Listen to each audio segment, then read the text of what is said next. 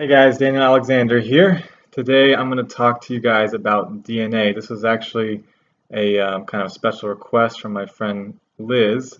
She was asking me about DNA and actually specifically in reference to Dan Winter's work. And that's someone who's done a lot of great research into DNA and most specifically the phi ratio and its relationship to just about everything. So go check out Dan Winter's work.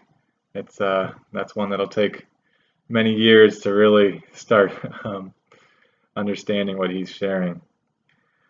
But that being said, hopefully I can be here to help guide people through that process and accelerate that learning curve, you might say. So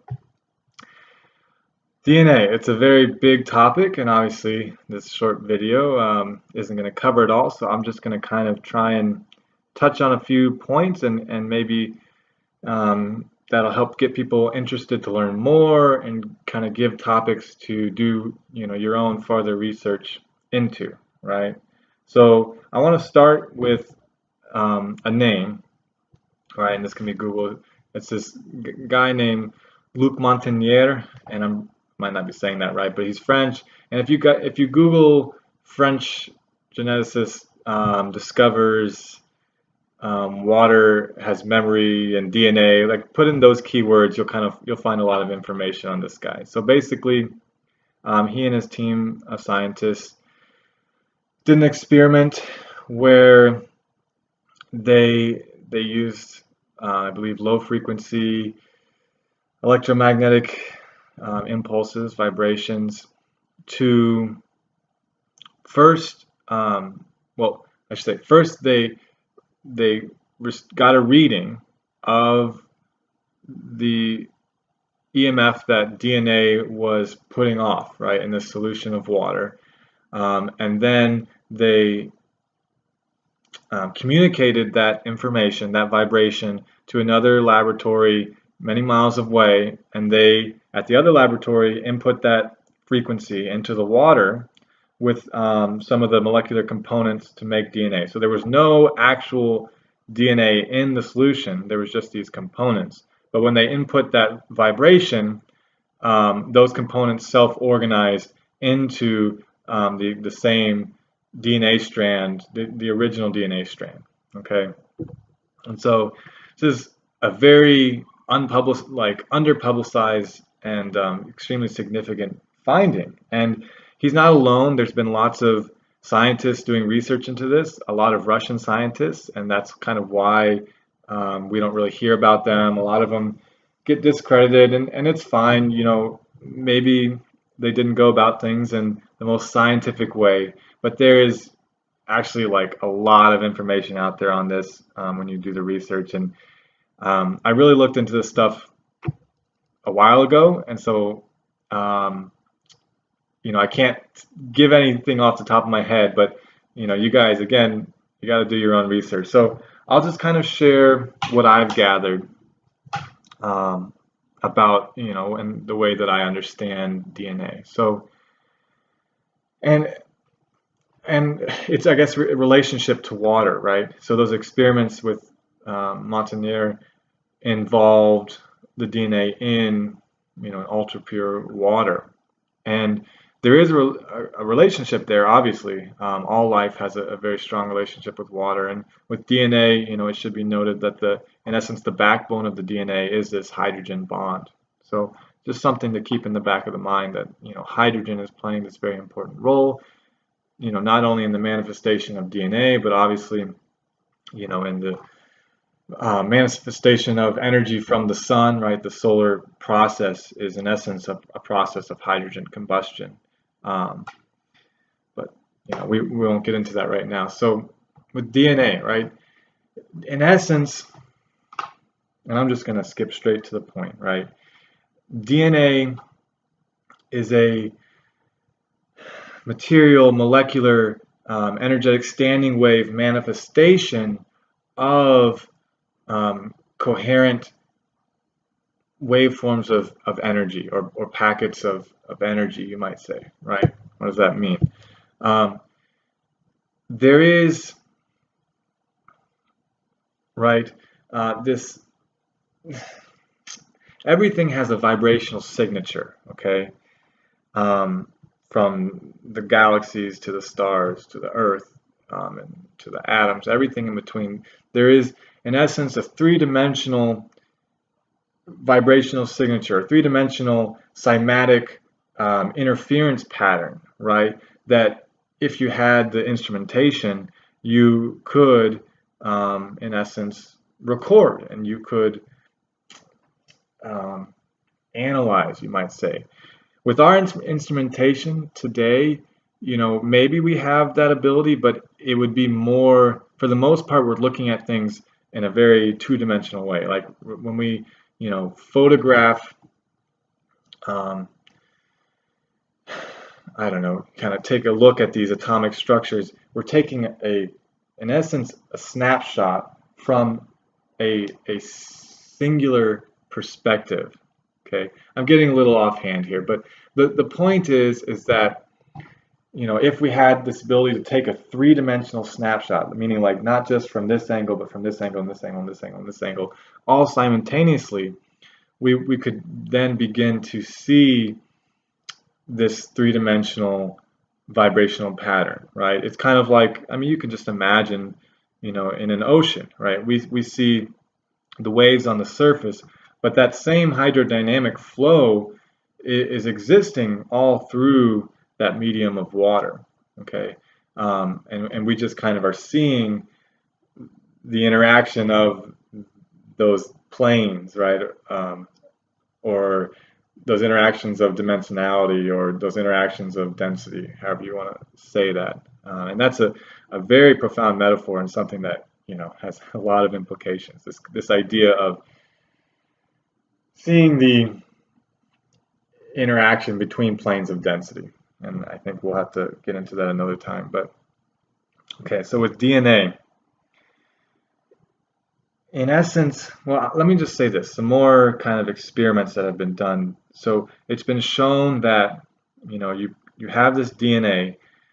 It's been shown that when you remove DNA, I imagine from a solution of water, but it's, in essence, I don't know that it's relative or not, but let's just say it was in water. When you remove DNA from that water, there is an observable pattern of photon emissions that resemble the same photon emissions that were there when the DNA was present in the water, right? So you see this DNA, it's giving off this light in essence. You remove the DNA, that same pattern of light remains in its place for something like 30 days or something like that. So a long time, and don't quote me on the number of days, but a substantial amount of time after the DNA is removed, right? And that corresponds with this idea of water holding memory, right? And that's a whole nother topic that relates, it definitely relates, but we can't go there right now. So DNA, Dan Winter talks about the braiding of DNA and how it's this braid upon a braid upon a braid, and in essence, all of those braids are nested at the phi ratio, right, or this kind of perfect nesting. And it's a big concept as well. This idea of a frequency upon a frequency, having these carrier waves. So the light from the computer screen right now, right, it would in essence have a carrier wave, would have a certain generic frequency, and then embedded upon that is these potentially higher frequencies and higher frequencies, and more information embedded upon wave upon wave upon wave, and then you have this broad spectrum transmission of information. And so that same concept, I mean, you can apply it to radio, obviously, and any kind of transmission of waves of energy, or any kind of transmission of information. And so again, the same applies to DNA, where the DNA, in essence, is, you could think of it as an antenna, right? But it's an antenna that is made manifest through the universal pressure upon a singular point of existence. Gosh, I know that was very abstract. Um, let me make sense of that. So it would almost be like, there is this etheric essence to all of this kind of creation, right? Meaning that there is this just underlying energy. Again, big topics.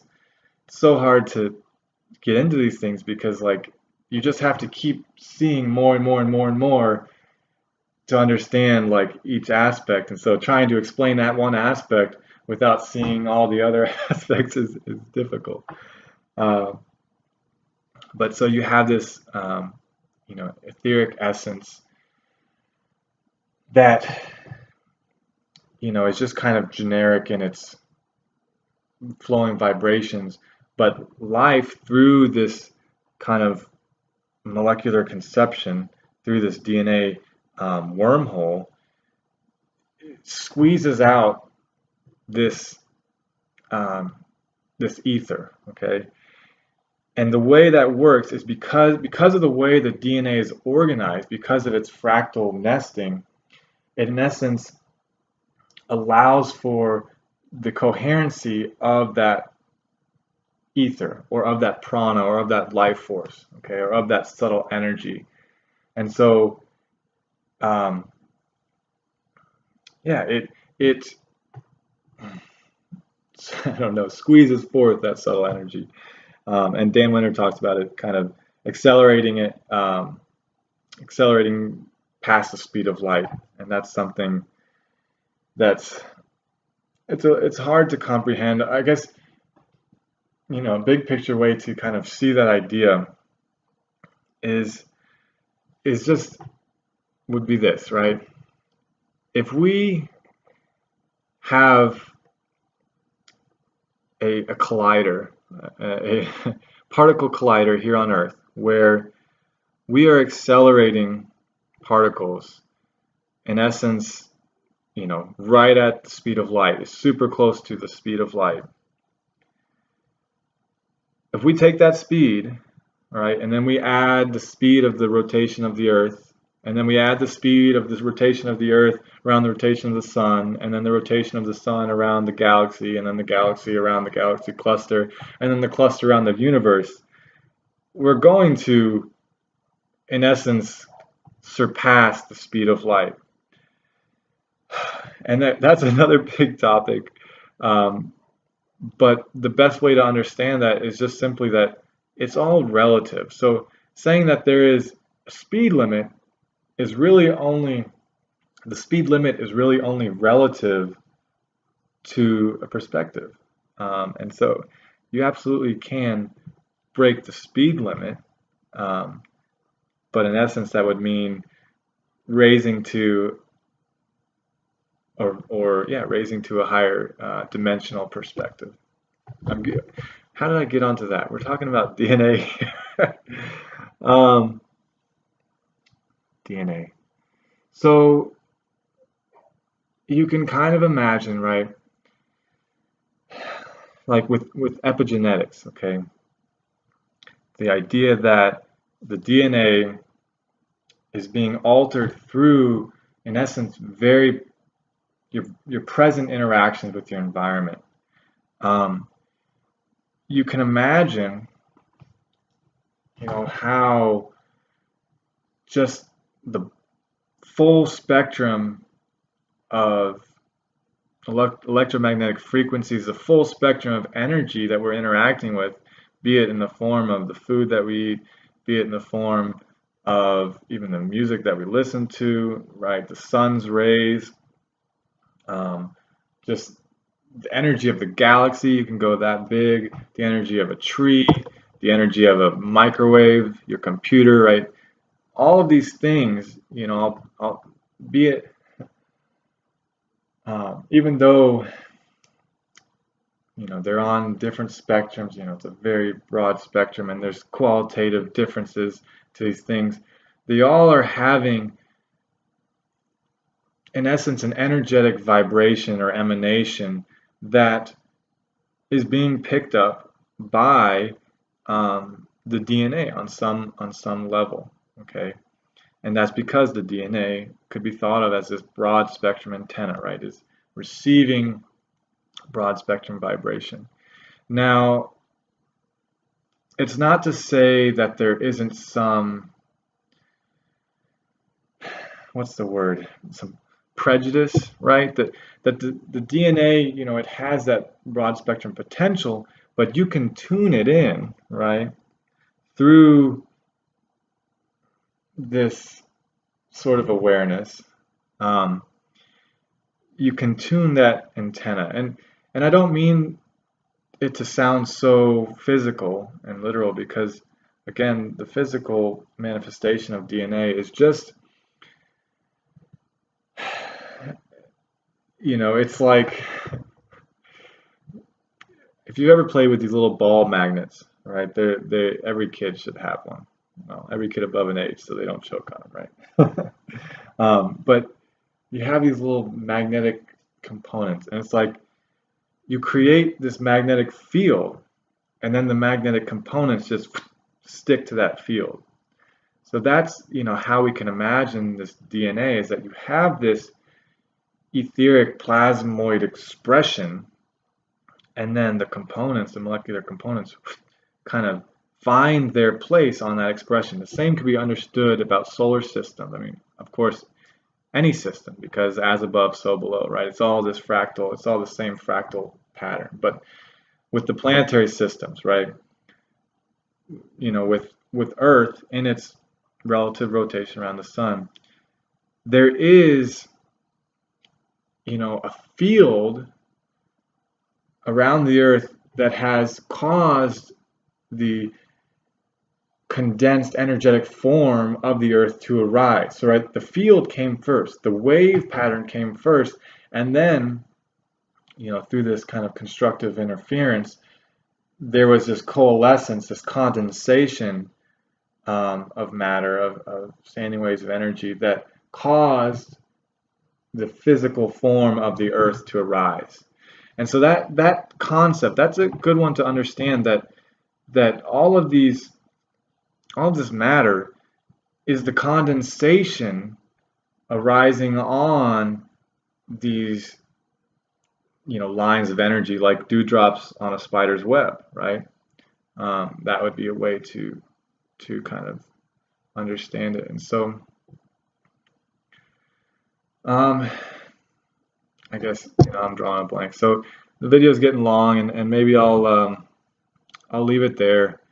I know I talked about many other things in DNA, but that's because it all relates. And when you're talking about something that's so foundational to life, as DNA is, it's a really big topic. But I think a way to approach understanding more about that topic is understanding that the DNA is just reflecting the expression, reflecting the life expression, right? For those who haven't, you know, I don't know, heard about this or researched this, you should all check out Rupert Sheldrake and morphogenetic fields, because that's kind of, I mean, that is what I have been describing in essence. And there's other people that describe the same thing. You know, he just, you know, has his word for it, morphogenetic field. And it's a very profound understanding. And it, again, you know, to relate to some other videos that I've done recently, it follows this understanding that the infinite source is at the foundation. You know, that should come first in our understanding. And when we do that, the beautiful thing is when you do that, when you have this foundation of infinitude, you don't need any scientific study, you don't need any article or research or any of this stuff, right? All you need is the awareness of the natural reality, right? And it's so clear. Like, I mean, you could even potentially do it without that natural reality, because your awareness is the product of this infinite manifestation, right? And so if you look within, if you know thyself, you will find this unfolding process. It just so happens that we, have these signposts, that we have these teaching elements all around us in our external reality that are guiding us to this same understanding that is, we are the manifestation of infinitude infinitely unfolding, right? It's all and all and all and all and all and all, or infinity expressed over an eternity, right? However you want to say it, it's infinite dimensions within infinite dimensions. It's the same as the idea that between 0 and 1 there is infinite numbers or infinite information, right? You can have 0.9999999 or 0.111 or 0.1259673, whatever. And then, so you have that infinite packet of information, but then you have an infinite number of those infinite packets of information across the number line, 1, 2, 3, 4, 5, 6, 7, all the way to infinity, right? And then you could even abstract outward to create, two-dimensional geometry and three-dimensional geometry, and then so on and so forth. And then potentially, you have kind of what we would know as our three-dimensional reality. And so this reality, again, can be understood as the infinite unfoldment of infinitude. So, oh man. So, yeah, there is an understanding to be had. There is a clarity to see, and it,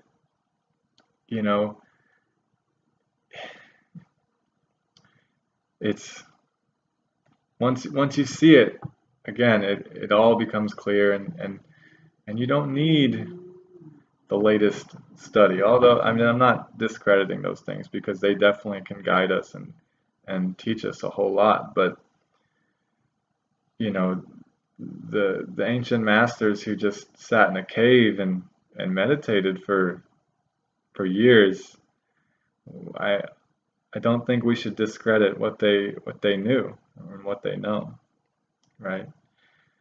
So, all right, I'll actually leave it at that. And if you guys have any questions or comments, please leave them below the video, and feel free to share and subscribe. And I hope to be doing more videos. And again, if you guys want any kind of personal communication, we can work that out. I've been using this Telegram app, and it works pretty well to be able to have kind of these more long-winded dialogues with people, and you can listen anytime. So if you're interested in that, let me know. But otherwise, I will leave it at that, and I'll say peace, and let's bring love to this world.